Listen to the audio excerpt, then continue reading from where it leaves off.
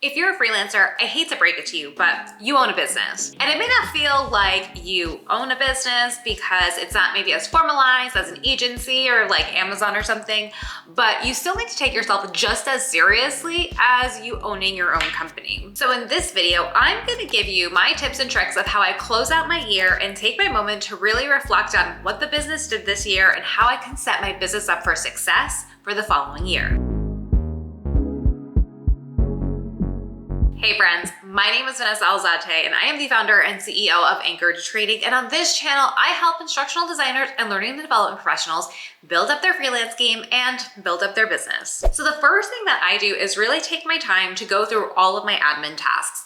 So I open up my project management tool and I see, are all of my tasks closed? Have I closed out all my projects? Is there a project that was lingering in the background that I completely forgot about that I probably need to circle back around on?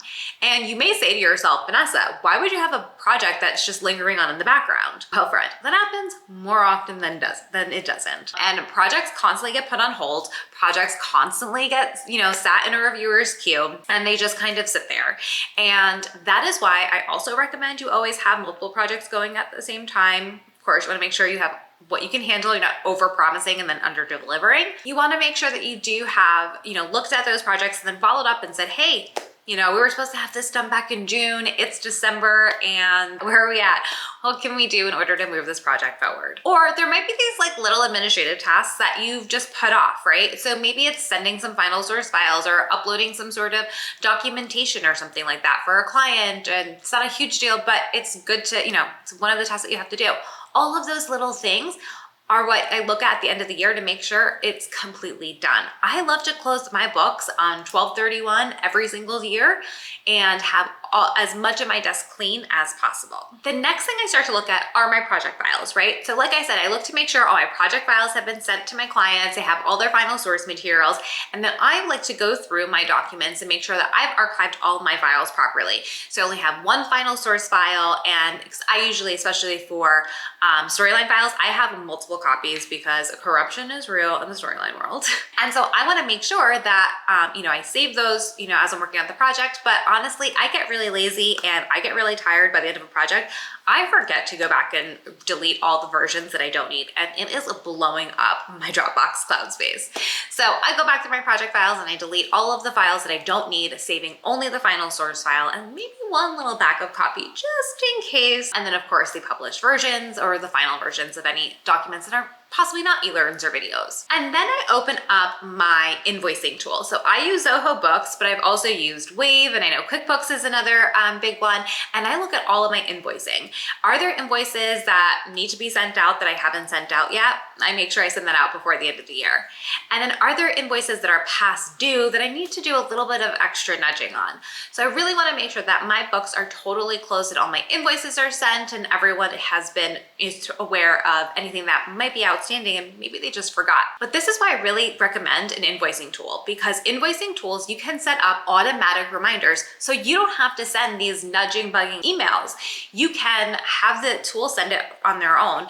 And does it mean that you're never gonna have to send a bugging email? No, sometimes I do have to send an email saying, hey, still haven't seen that payment. But honestly, ever since I started using an invoicing tool, that rarely happens. They get the reminder and they're like, oh shoot, and they go and they pay it. Then while I'm in that tool, I'm going through all of my expenses. I'm doing a couple of things when I do that. First, I make sure all of my expenses that are currently in there are properly coded. The second thing that I'm doing is now I'm taking any expenses and I'm going through my emails and I'm going through my receipts and making sure all of my expenses that I haven't entered in are entered in and coded. So when I'm pulling like a profit and loss statement, I can actually see exactly what I generated in revenue, what my expenses were, and where those expenses were, and then what my profit was for that year. And that's the really big thing with LLCs and business owners, is sometimes because you're taking an owner's draw, you're not necessarily seeing how much profit you're making, right? So this really is helpful to see like exactly what you profited in your business that year. And honestly, this really helps me out at tax time. I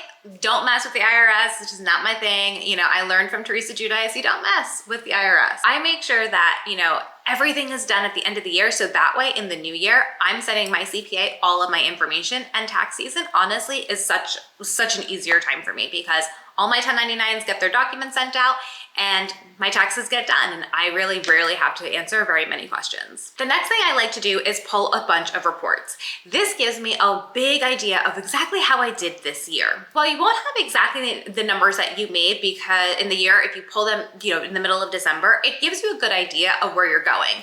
Some reports I do re-pull in January, where I do a really big deep dive into the last year, but by December, I know pretty much where I'm gonna end up. So I like to pull that and see, how did we do? Where are our expenses coming in from? Where are higher expenses? Where can we cut? Where am I investing and I'm seeing a return? And where am I investing and I'm not seeing a return?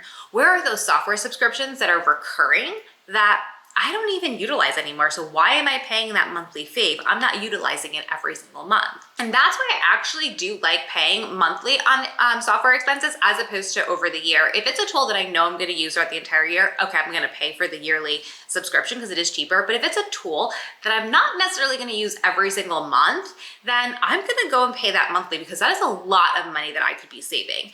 And this look at your final year really can help you identify those things. And honestly, for me, I'm not like a numbers girl, I'm not a budgeting person, but when I finally did this exercise, it really helped me to see how much waste I had in my business and how much more money I could have been investing in myself through programs, through masterminds, through coaches, and all of these things, where I was just throwing it away at software that I wasn't necessarily utilizing it anymore. And then you'll also want to pull and see, look at each quarter over quarter and look at each month over month and see, where are your peaks, where are your valleys, your highs, your lows. And what is so empowering about that is that you can really get a full picture of what happened in your business. You can really start to identify, like, okay, I had a lull in October. What was I doing 3 months before? And whatever you were doing 3 months before likely had a direct correlation to why you had a lull in October or 3 months later. I will say this time and time again. I am a believer that whatever you were doing 3 months before has a direct effect to how your life is today. And so I know for myself, September, October were slower. Well, if I go back 3 months before, that was May, June, July, right? May, June. Those months, I was so crazy busy in the middle of a project that I had no time to be doing anything but working on this project. So I was working in my business. Not on my business, in my business. And what happened? September and October were crazy slow, like weirdly slow. And at times I was like, what the F is going on? So being able to really look at your month and see, okay, or your months or your year, and see, okay, this is how I did, gives you the idea and gives you the empowerment to know that you have to stay on your game. You have to stay, if you're going to go into this freelancing game, you have to stay on your business mindset, on your sales mindset, to make sure that you can help to smooth out some of those peaks and those valleys, right? Really take the time to really dissect what is happening month over month and quarter over quarter. And know that some quarters and months are going to be slower than others. And so what I love to do is, now I really, I have enough data over the years that I can really see, I generally am slow this time of year, or it's a little bit quieter. So maybe that's when I'm going to go take my vacation, or maybe that's when I'm going to go, do some professional development or whatever it might be. You take some more of that time off. So people ask me all the time, Vanessa, are you taking time off for the holidays? And frankly, that's my busiest time of the year. I'm always doing a lot of work towards the end of the year, just the nature of how my business is right now. And that's fine. I actually am not upset about it, because I'm able to rearrange the schedule to, do the things that I want to do with my kids. But I am also able to take time off during other times of the year and be there for my kids as well. So it's just the way that things go, right? So I just take my time off in April when it's a little bit quieter, and that's cool. I'm here for that. So definitely want to look at your month over your month, your quarter over your quarter, to really see what your trends are. And you'll start to see Q1 is typically pretty busy. Q2 is quieter. Q3 and Q4, definitely busier. So depending on your industry, that may be different. And just depending on your client's fiscal years, that may be different, but it gives you that definite good picture. The other report that I would like you to pull is a look at all of your customers and how much you invoice them for the year. And I had a coach tell me once that she preferred that I did not have one client be more than 40% of my business. And the reason for that is because if a client is more than 40% of your business, if anything happened to that client, you would be like, it would be bad, right? You would be stuck. And it could be detrimental depending on how big a specific client could be. What I like to do is then see like, where did all my clients end up and how much a percentage of my business were they?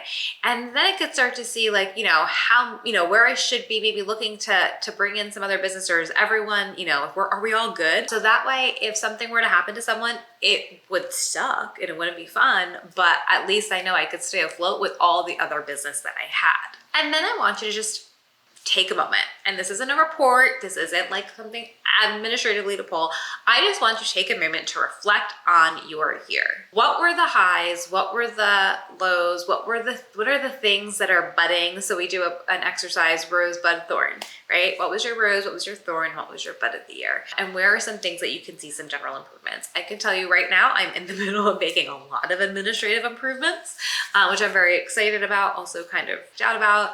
But I can see where, as I'm reflecting upon my year, there are things that I've let slip that have been to the detriment of my business and my pocket, right? So I've let things go over. I've let too many expenses, go out the door. And so we're looking at making some administrative shifts, and it really does help for me to take that time to really sit back and think what I want to improve on and how I want to be better coming into the next year, how I personally want to be better, right? So I like to also take a look at, my vision boards from the past. And I like to take a look at any journals and any things that I scribble down of like what I hope for, what I wish for, and what I really want, my business and my life and my family to be, just to take that moment to reflect. Because it's not all about the numbers and the dollar signs. Like, yes, those are all important. And I'd like to do those things from a proactive place as well to help it prepare me for the new year. It's also about becoming a better human and becoming a better instructional designer and becoming a better business person. You need to take that time to reflect.